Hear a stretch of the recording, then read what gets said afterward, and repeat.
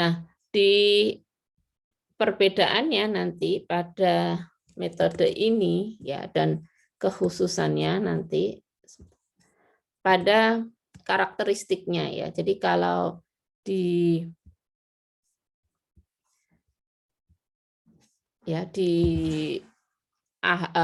Topsis kemarin itu terjadi ketika misalnya kita punya prioritas ya, nilai yang berbeda-beda gitu ya antara kriteria-kriteria yang digunakan gitu. Jadi ada weight di sana gitu ya.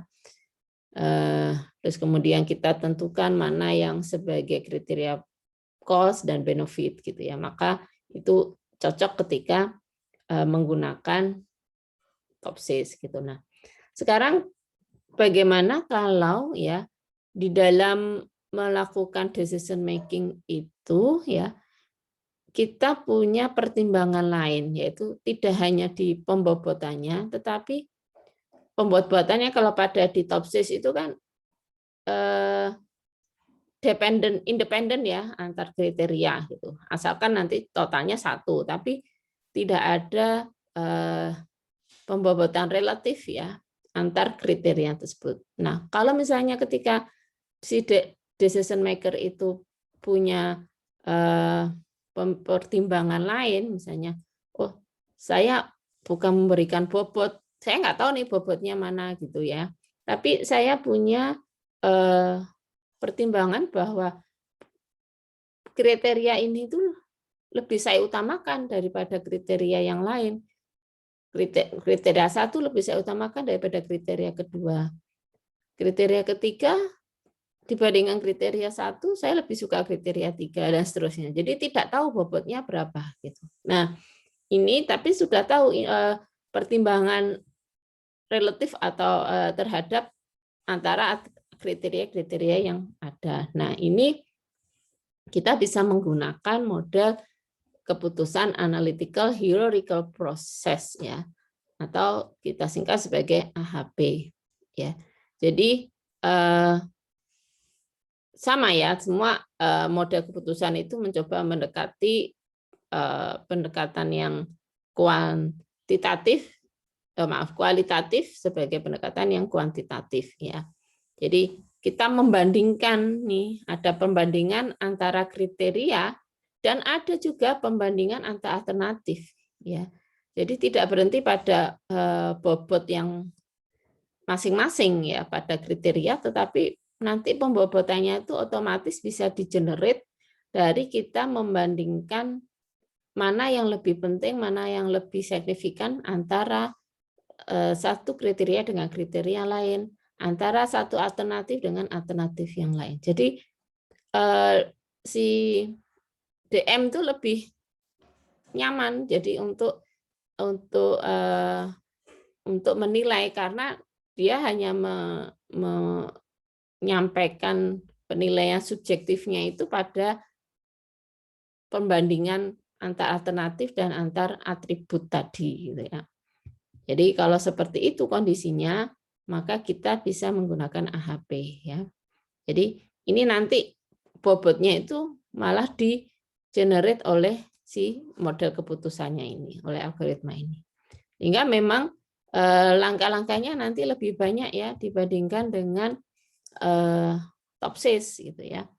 Ini langkah utamanya, tapi setiap langkah utama ini ada sub langkah lagi gitu ya. Nah, sebelum menjalankan proses perhitungannya, hal utama yang kita harus lakukan itu adalah ini membuat hierarki ya. Hierarki yang ini merepresentasikan permasalahan yang akan diselesaikan ya atau proses pengambilan keputusan yang akan dikerjakan gitu, akan dilakukan oleh si decision maker gitu ya. Nah, sebagai contoh ini kita mau misalnya memilih menyewa apartemen yang mana gitu ya. Nah, jadi memilih apartemen yang akan kita sewa gitu. Nah, di sini ada kriterianya adalah biaya sewanya, kemudian ukuran apartemennya, kemudian jarak, ya kira-kira jaraknya seperti apa. Nah, di sini misalnya kita juga punya alternatifnya juga 3. Nah, kita generate dulu dari deskripsi ini, perumusan seperti ini sebagai bentuk hierarki, ya. Jadi ini adalah goal-nya, gitu. Jadi yang paling atas atau road-nya itu adalah objektifnya. Kita tulis di sini, ya. Maaf. Ya. Jadi ini adalah road-nya itu objektif tadi, ya. Objektifnya. Kemudian level ke berikutnya itu adalah kriterianya. Ya, kita list saja kriterianya. Kemudian level berikutnya yang paling bawah itu adalah alternatifnya. Ya, misalnya alternatif 3 ya di setiap kriteria itu kita tuliskan alternatifnya apa saja. Ya. Nah, setelah terbentuk hierarki seperti ini, maka ya kita buat bobotnya, ya kita hitung bobotnya. Nah, kalau pada Topsis kan si DM akan apa menentukan langsung berapa bobot dari setiap kriteria. Tapi kalau di AHP enggak, cukup dengan melihat secara mana lebih penting, mana yang enggak. Nah, karena tidak menentukan nilai langsung, ya maka karena ada perbandingan tadi, nah proses perbandingannya itu nanti konsisten atau tidak. Nah, maka di AHP nanti selain memberikan komparasi, akan dicek apakah komparasinya itu konsisten atau tidak, ya. Nah, sehingga langkah-langkahnya adalah pertama membuat matrik perbandingan berpasangan, ya. Jadi pairwise comparison, ya, antar atribut, ya, antar atribut, ya, dan antar alternatif untuk setiap atribut. Ya, jadi kalau di contoh ini itu kan ada kriteria dan alternatif. Jadi kriterianya ada 3 ya di sini. Kemudian alternatifnya juga 3. Berarti nanti matrik perbandingannya itu matrik pertama ukurannya 3x3 ya. Jadi 3x3 ya berarti sebanyak 1 ya. Ini nanti ada 1 matriks ya. Kemudian yang alternatif berkaitan dengan alternatif, kita buat 3x3. Ini 3x3 dari banyaknya alternatif ya, karena harus berpasangan tadi. 3x3, ya, jadi ada 1 matrik. Ini dikalikan, karena kriterianya ada 3, berarti dikalikan 3. Ya, berarti nanti kita punya 3 matriks yang berukuran 3x3, terkait alternatif, dan 1 matriks yang terkait kriteria, perbandingan antar kriteria. Jadi total nanti ada 4 matrik perbandingan. Seperti itu ya. Jadi ini adalah 1 gitu ya. Kemudian berarti kan total matriknya itu kayak sama dengan 1 plus apa? Plus banyaknya kriteria ya, n kriteria ya. Jadi ini banyak kriteria 3 berarti 1 plus 3 ini kan sama dengan 4 ini tadi ya. Seperti itu. Setelah itu baru sintesis judgment ya. Jadi melakukan sintesa terhadap perhitungan komparasi perbandingan tadi. Nah, terus baru kemudian di sini nanti ketemu bobot gitu ya. Ketemu bobotnya hasilnya di sini. Tapi setelah itu bobotnya tidak bisa langsung dipakai. Kita harus dulu cek konsistensi ya. Kalau nanti hasil dari sintesis judgment-nya itu atau hasil bobot dari proses kedua itu konsisten, yes ya. Berarti kita lanjut ke langkah keempat, dilakukan perankingan. Tetapi kalau tidak, ya berarti kita kembali ke langkah 1 ya. Jadi Kalau tidak berarti kembali langkah 1. Jadi kalau iya, kita ke langkah 4 ini. Ke langkah 4 ini ya. Jadi seperti itu tahapannya. Nah, sekarang bagaimana membuat matriks perbandingan berpasangan ya.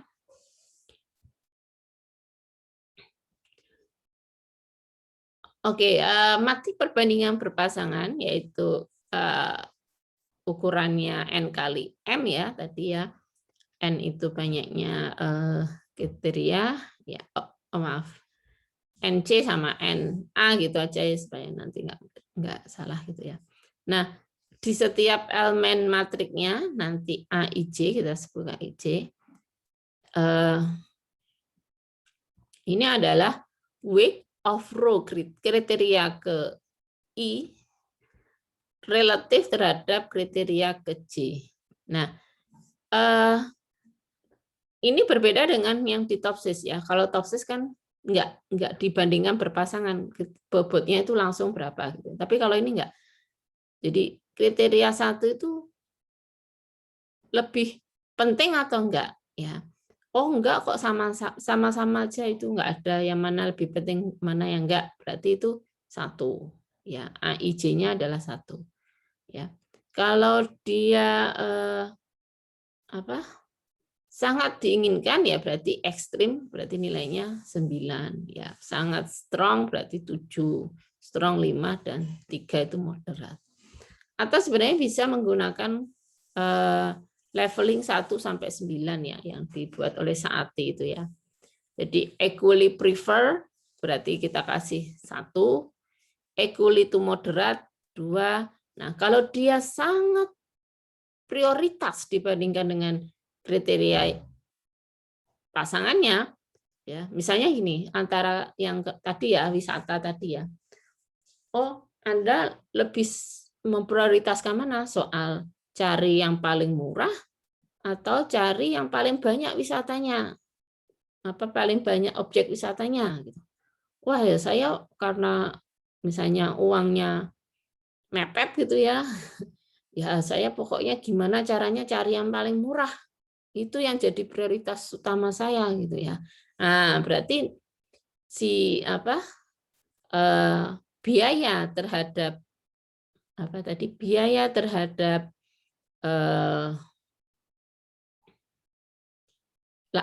banyaknya objek itu 9, berarti extremely prefer ya. Jadi saya sangat prefer untuk mempertimbangkan faktor biaya dulu gitu ya. Kalau misalnya kalau soal jenis kamar dibandingkan dengan bintang, wah ya sama aja lah biasanya ya ekuivalen kok kayak gitu. Ya berarti nanti dikasih bobot matriks komparasinya nilainya perbandingan berpasangannya adalah 1, equally prefer gitu ya. Jadi ini menunjukkan tingkat pertimbangan ya mana faktor atau kriteria yang menjadi lebih prioritas dibanding atau tidak gitu ya. Nah, ini contoh yang tadi ya, yang apartemen tadi ya. Nah, ini misalnya kalau dengan dirinya sendiri pasti 1 ya, equally ya, 1 ya. Ini otomatis ya. Yang di elemen diagonal itu A, I, J, I sama dengan J pasti sama dengan 1 ya. Nanti kalau enggak ya salah itu berarti enggak konsisten ya. Nah, sekarang rent dengan size ya. Ini berarti apa? Rent itu lebih utama gitu ya. Saya lebih karena misalnya paling murah, saya pengen cari yang paling murah harga sewanya gitu ya, dibandingkan ukuran gitu ya. Nah, berarti tapi ya so-so gitu ya misalnya, ya hampir-hampir sama lah, maka dikasih 5 saja. Nah, tapi kalau dikaitkan dengan jarak, saya tujuannya biar enggak nambah ongkos transport gitu ya. Mohon maaf. Ini misalnya saya karena sudah punya alat transportasi gitu ya, private itu ya, pribadi gitu, maka ya jarak itu ya enggak jadi faktor utama lah di sana. Saya masih mementingkan harga sewanya. Nah, maka ini dikasih misalnya 6 gitu ya. Nah, sehingga dari sini size terhadap rent, ya, ukuran terhadap biayanya ya berkebalikan dari ini, gitu ya. Inverse-nya berarti 1/5, ya, inverse-nya ya 1/5. Ya. Nah, di sini juga jarak terhadap biaya sewa ini juga inverse dari ini ya. Jadi 1/6. Gitu. Nah, ukuran terhadap jarak kan belum ya. Saya lebih prefer jarak gitu ya. Meskipun punya kendaraan pribadi ya apa?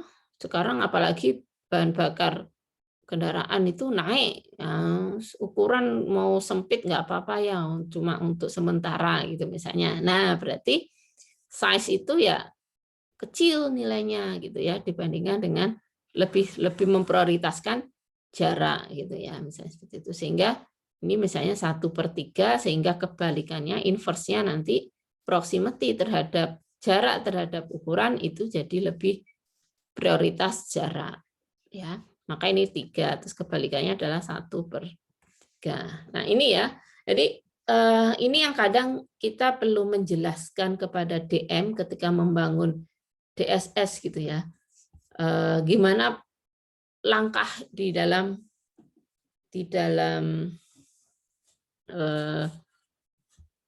melakukan decision making untuk menggunakan AHB, yaitu yang pertama ya, yang ini akan diserahkan ke DM ya, decision maker ya. DM itu decision maker ya, saya selalu menyingkat DM itu decision maker. Ini yang perlu kita yakinkan gitu, kita pahamkan terlebih dahulu ya kepada decision maker gitu ya, DM ya, cara membuat seperti ini. Nah, ini nggak bisa sembarangan ya, karena nanti ada pengecekan konsistensi ya, meskipun bisa sih sembarangan nanti diubah lagi, ada iterasi berikutnya gitu ya. Kemudian kalau ini tadi per kriteria ya, selanjutnya adalah per antar alternatif ya, dan dibandingkan untuk setiap atribut. Misalnya tadi karena ada 3 atribut ya, untuk rent itu seperti apa, biaya sewa, kemudian ukurannya, kemudian jarak ya. Kita lihat untuk biaya sewa ya. Ini apartemen 1 ini lebih mahal nih kayaknya untuk biaya untuk dibandingkan dengan apartemen 2, maka skornya adalah 4 gitu ya terkait biayanya ya. Kemudian jadi ini sudah menunjukkan nilai dari si alternatif itu ya. Jadi kalau kita mendapatkan biaya setiap apartemen, biaya sewa seperti apartemen, nah kita nggak perlu membuat matriks perbandingan seperti ini gitu. Tapi kalau misalnya si DM itu hanya memberikan penilaian, oh ini apartemen 1 ini lebih mahal biaya sewanya daripada apartemen 2 gitu ya. Maaf, bukan lebih mahal ya. Apartemen 1 ini dari biaya sewa itu lebih bagus gitu ya. Mungkin lebih murah ya, maaf. Jadi sebaliknya ya. Dari apartemen 2, jadi saya kasih 4. Tapi sebaliknya dengan apartemen 3 ternyata lebih bagus biaya sewa di apartemen 3 dibandingkan apartemen 1. Nah, kalau dari angka-angka ini sebenarnya yang paling bagus biaya sewanya itu kan apartemen 3 ya. Apartemen 3, kemudian apartemen 1, apartemen 2 gitu ya. Tapi kalau dari kriteria ini sebenarnya kriteria yang paling diutamakan itu apa? Biaya sewa ya, baru kemudian jarak, baru kemudian ukuran. Anda bisa cek dari ini ya. Ini kan nggak ada yang kurang dari 1 ya. Berarti itu yang paling utama biasanya. Nah ini kan dia paling unggul di rent, di 1 kolom ini paling bagus, nih 1 kolom juga paling bagus, 1 kolom ini paling bagus. Berarti ini paling prioritas gitu ya. Nah kalau ini hanya menang di saat di sini ya terhadap size ya, berarti ini yang kedua. Sama dengan yang ini ya. Ini kan paling tinggi, ini paling tinggi, ini paling tinggi. Ya, berarti apartemen 3 ini paling bagus dalam hal biaya sewanya gitu kan. Kemudian ukuran ya. Kalau kita lihat ukuran ini ternyata apartemen 2 nih yang paling bagus gitu. Kita bisa lihat dari angka-angka ini ya. Ini berarti ukuran apartemen 2 ini dibandingkan apartemen 1 ini sangat jauh lebih bagus gitu ya. Begitupun dengan apartemen ketiga. Nah, apartemen 1 dan 3 so-so ya, sama ya. Karena di sini nilainya persis sama. Seperti itu. Makanya di sini nih equally preferred ya. Makanya di sini ada nilai 1 untuk apartemen yang berbeda ya.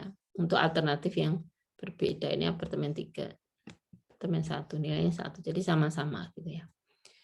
Kemudian yang terkait jarak. Nah, kalau dilihat dari jarak itu ternyata yang paling bagus jaraknya mungkin paling dekat ya. Itu adalah apartemen 1 gitu ya. Ini nilainya paling tinggi. Kemudian baru kemudian apartemen kedua ini karena ada angka di sini ya. Baru kemudian apartemen ketiga.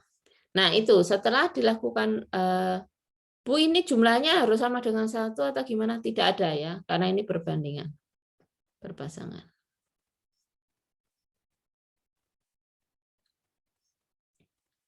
Oke, kemudian setelah membuat matriks perbandingan berpasangan, ya, langkah 2 ada synthesize judgment ya. Ini adalah proses menghitung prioritas untuk setiap kriteria, ya. Dilihat dari kontribusinya terhadap semua nilai akhirnya nanti ya. Jadi ini seperti kayak bobot gitu ya, bobot kriteria, bobot alternatif gitu ya. Nah, langkah pertama adalah, dan tentunya ini didasarkan pada hasil matriks perbandingan tadi ya.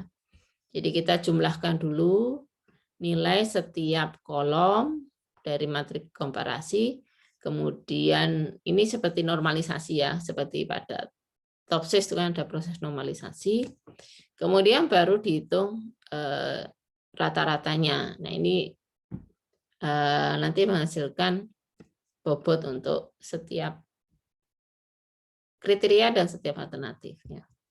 Nah seperti hanya ini tadi untuk matriks perbandingan berpasangan untuk kriteria, ini ya tadi, kemudian kita jumlahkan, dijumlahkan biasa ya ke bawah, ini jumlahkan ke bawah, ya. Kemudian dibagi ya, penjumlahan tadi ini untuk membagi, ya. Jadi 1 dibagi 41/30, ya, hasilnya berarti 30/41, ya, sekian dapatnya. Kemudian di rata-rata ke sini, ya rata-ratanya ke sini. Ya. Nah ini yang berarti prioritas atau relatif ya dari setiap kriteria. Ya, jadi ini dan ini jumlahnya ya karena bobot tadi ini jumlahnya harus sama dengan 1. Nah, jadi ini maknanya apa sih sebenarnya? Ini 70,2% ya biaya sewa itu punya prioritas lebih ya 70,2% ya. Saya pertimbangannya lebih ke biaya sewa. Kemudian baru kedua adalah 19,7 itu persen itu saya mempertimbangkan soal jarak. Nah soal ukuran ini hanya saya beri pertimbangan ini 10,1% dari total nanti seluruh penilaian saya ya. Nah kemudian perbandingan berpasangan ya untuk setiap kriteria. Yang ini kan kriteria pertama ya, biaya sewa tadi. Nah, ini tadi matriks komparasinya ya. Kemudian sama kita jumlahkan ini, kemudian kita bagi ya, kita lakukan normalisasi. Ya, ini ketemunya adalah di sini. Ya, ini totalnya harus sama dengan 1 ya. Sigmanya ini terus sama dengan 1. Ya, jadi artinya apa sih di sini? Angka-angka relatif prioritas tadi itu. Ini artinya ya apartemen berkaitan dengan biaya sewa, apartemen 3 itu lebih diprioritaskan, preferred first ya, dengan persentase 65%. Baru kemudian apartemen, wah ini salah nilainya, bukan 27% atau 26,6 ya. Ini saya bulatkan ya. 27%, baru kemudian apartemen kedua. Ini berkaitan dengan kriteria sewa, biaya sewa. Hal yang sama nanti dilakukan pada jarak, ukuran dan jarak gitu ya. Ya, pada ukuran tadi seperti ini ternyata ya, jadi apartemen 2 ya lebih dipreferkan. Paling prefer itu apartemen 2, apartemen 1 dan 3 mempunyai preferensi yang sama, prioritas yang sama. Kemudian berkaitan dengan jarak, ini kalau dilihat dari relatif prioritasnya ini, ya yang paling bagus jaraknya itu yang jadi prioritas adalah di apartemen 1. Baru apartemen 2 dan terakhir adalah apartemen 3 yaitu hanya 7,7%. Nah, itu ini apa? Ini relatif prioritas ya atau bobot tadi ya saya katakan ini lebih kalau diekuivalensikan dengan yang topsis itu seperti bobotnya. Jadi ini untuk biaya sewa, ini untuk ukuran, ini untuk jarak dan ini untuk kriteria tadi. Ya ini untuk apartemen 1, ini apartemen 2, ini apartemen 3. Sedangkan kalau ini kriteria 1 tadi ya, yang ini adalah rent, yang ini adalah size, dan yang ini adalah jarak tadi ya, proximity. Nah, setelah itu, ini sudah 2 langkah, baru cek konsistensi ya. Ya, ini perlu dicek karena kadang kita tidak sadar ya, DM itu nggak sadar terjadi ketidakkonsistensi. Ya, misalnya A dibandingkan dengan B itu 3. Ya. B dibandingkan dengan C itu 2. Tapi A dibandingkan C itu harusnya paling tidak lebih besar ya, 6. Ya, ternyata tidak gitu ya. Ternyata tidak gitu ya. Seharusnya ya, tapi biasanya harusnya lebih besar karena kan A sama B itu 3. Berarti A itu paling unggul kan ya. Ya, kemudian B dengan C, ya B dengan C itu 2, berarti B dengan C 2 ya, jadi C itu artinya di sini lebih rendah ya.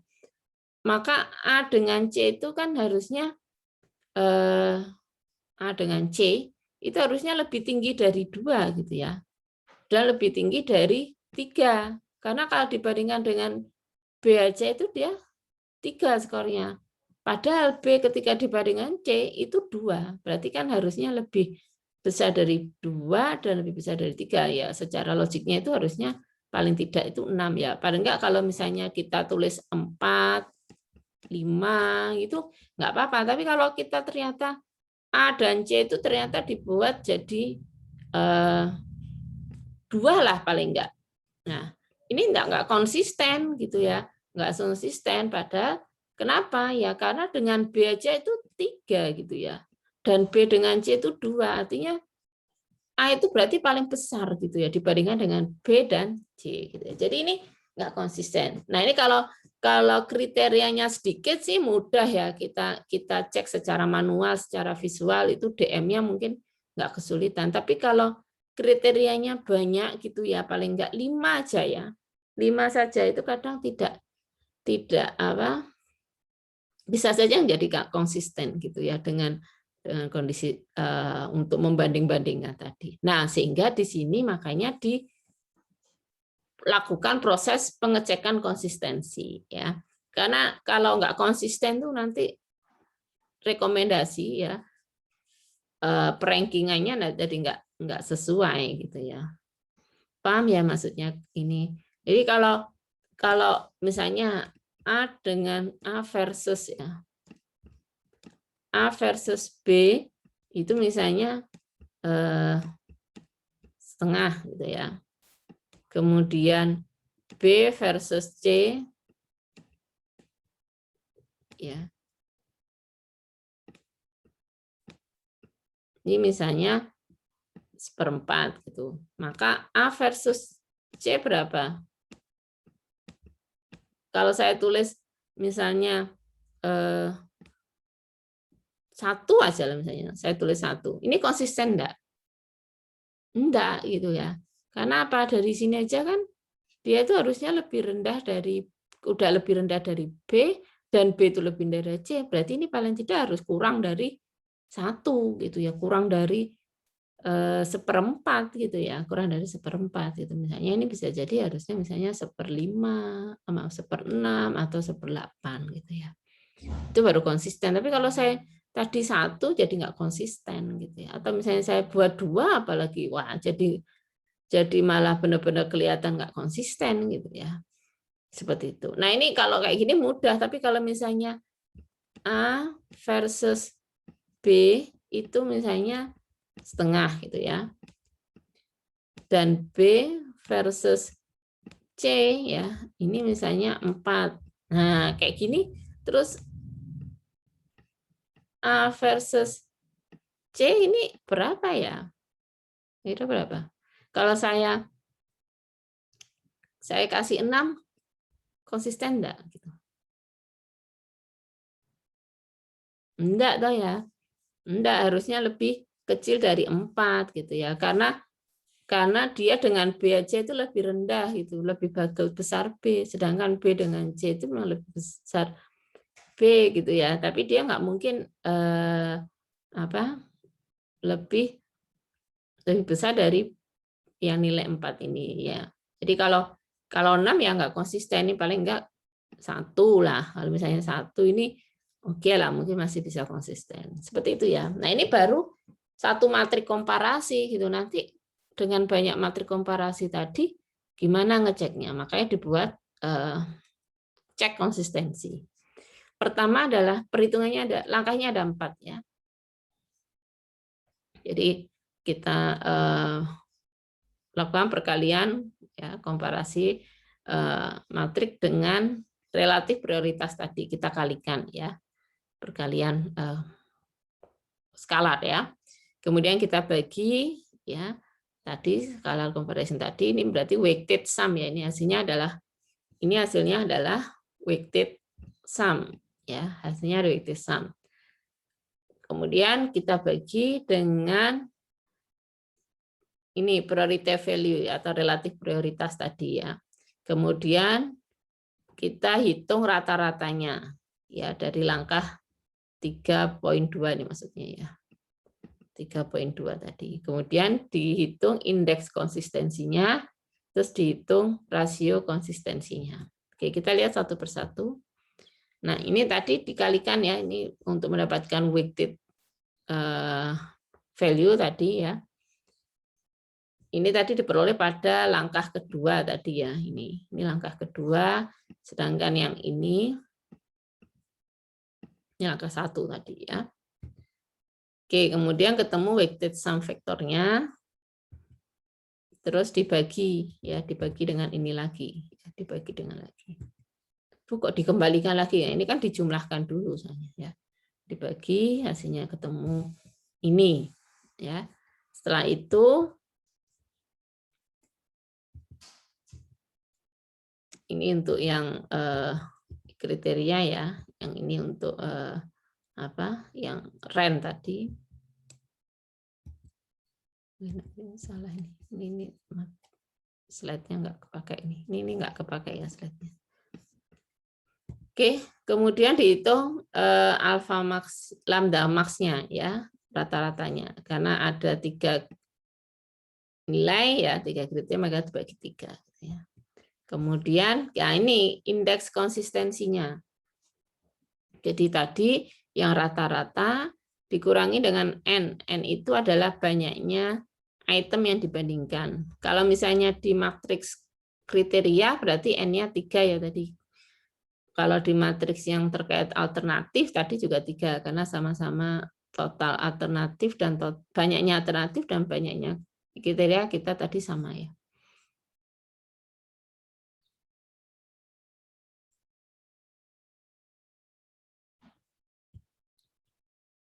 Ini nih nggak kepake ini nih. Contoh yang satu. Nah ini ya. Jadi kurangi 3 dibagi 2 hasilnya ini. Ini namanya konsisten, indeks konsistensi ya. Kemudian dari situ baru dihitung rasio ya, rasio konsistensi. Nah, rasio konsistensinya ini kita punya kalau ini indeks konsistensi kan diperoleh dari langkah 3.4 ini ya. Kalau RI atau rasio indeksnya ini dikaitkan dengan banyaknya elemen yang dibandingkan ya.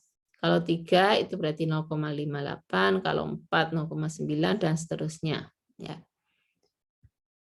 Bu kalau 2 ya nggak ada kriterianya cuma 2, alternatif 2 itu memilih dari 1 dari 2 itu ngapain harus pakai DSS ya. Jadi makanya di sini paling kecil adalah 3 gitu ya.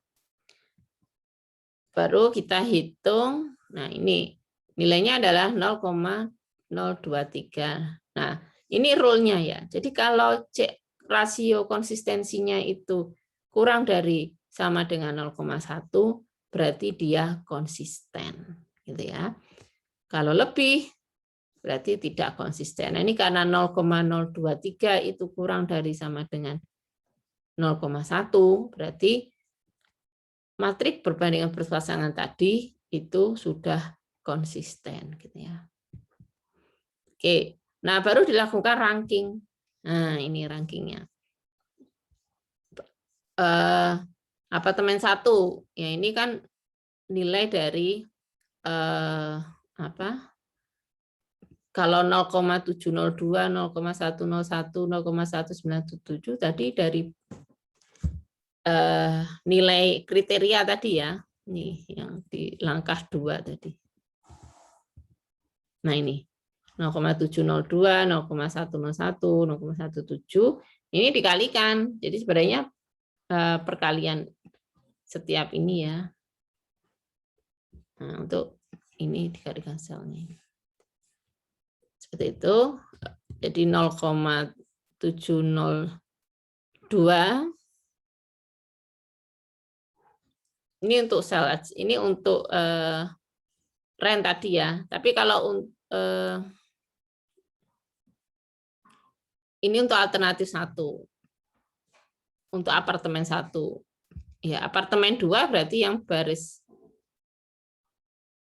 Oh maaf, sebentar, salah ya. Jadi ini ya dikalikan dengan sewa tadi size dikalikan dengan sini ya, gini. Ini proximity berarti kalikan ini. Nah, itulah nilai dari apartemen 1. Nanti apartemen 2 berarti yang kotak ini dikalikan dengan ini 0,75 ditambah 0,75 dikalikan 0,10 dan 0,186 dikalikan 0,197. Ya, jadi yang kotak-kotak tadi dijumlahkan dikalikan skalar dengan ini dibagi. Seperti itu ya. Jadi ya seperti ini bisa jadikan satu matriks ya nanti. Kemudian kan ini 3 kali 3 dikali 3 kali 1 kan hasilnya nanti 3 kali 1 juga ya matriksnya. Jadi rankingannya seperti itu. Maka di sini ini nilainya ya 0,34, 0,109. Nah, ini mesti kalau dijumlahkan ini harus sama dengan 1. Ya. Sama dengan 1 gitu ya. Nanti dari sini berarti apa?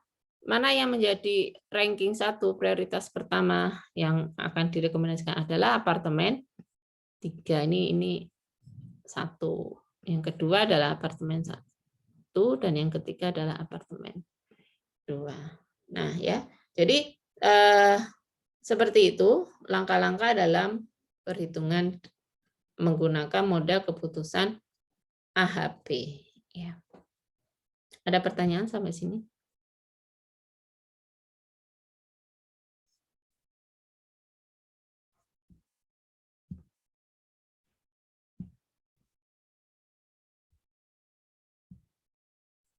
Baik, kalau tidak ada, nah ini saya punya contoh kedua. Nanti hal yang sama Anda buat, silakan dalam bentuk program atau Excel ya. Untuk contoh ini dulu, yang contoh 1, nih kemudian Anda bisa coba untuk contoh kedua, ya. Jadi memilih mobil, ini kriterianya ada 4, style reliability, ada 3 ya, style reliability dan fuel economy. Kemudian alternatifnya ada 4. Nah ini ada 4. Berarti nanti matriksnya ada berapa? Matriks perbandingannya nanti sebanyak berapa? Sebanyak 4 ya. 1 itu terkait kriteria, 3 itu terkait antar alternatif untuk setiap kriteria ya. Jadi kita buat pertama hierarkinya ya. Untuk bobotnya saya bebaskan ya. Jadi langkah-langkahnya ini silakan Anda buat matriks komparasi yang ini serah ya. Seperti apa saya bebaskan, nanti silakan kemudian dilakukan perhitungan dan seterusnya. Ini enggak, saya jangan pakai contoh yang ini. Anda silakan hitung, Anda buat sendiri matriks komparasinya seperti apa. Lakukan seperti contoh 1 tadi, langkah 1 sampai langkah keempat. Ya, jadi saya nggak perlu memberikan nilai gitu ya. Saya nggak perlu juga memberikan mana yang benefit, mana yang ini. Silakan nanti Anda nilai sendiri gitu ya, mana yang lebih diprioritaskan gitu, antara jenisnya, keandalannya, atau konsumsi bahan bakarnya gitu ya. Baik, begitupun untuk nilai setiap alternatif dari setiap kriteria dari setiap alternatif yang ada ini ya. Silakan, misalnya Civic, Coop itu dibandingkan dengan satu Coop itu jenisnya lebih bagus apa enggak, keandalannya lebih bagus apa enggak, bahan konsumsinya lebih bagus apa enggak ya, silakan. Oh, kalau untuk bahan bakar, bahan fuel ekonominya mungkin pakai nilai ini aja ya. Nah ini, jadi ini misalkan dalam bentuk, kalau ini kan bukan subjektif lagi ya. Jadi kita sudah punya quantitative information di sini. Karena kan misalnya kalau mobil, kalau terkait merek sama keandalan kan mungkin masing-masing punya penilaian yang berbeda. Tapi kalau kapasitas ya atau konsumsi bahan bakar itu berapa mils untuk dalam satu tangki ya, galon atau tangki, ini sudah fix ya artinya seperti itu. Jadi pakai angka ini ya, angka ini ya, sehingga nanti Anda nggak perlu membuat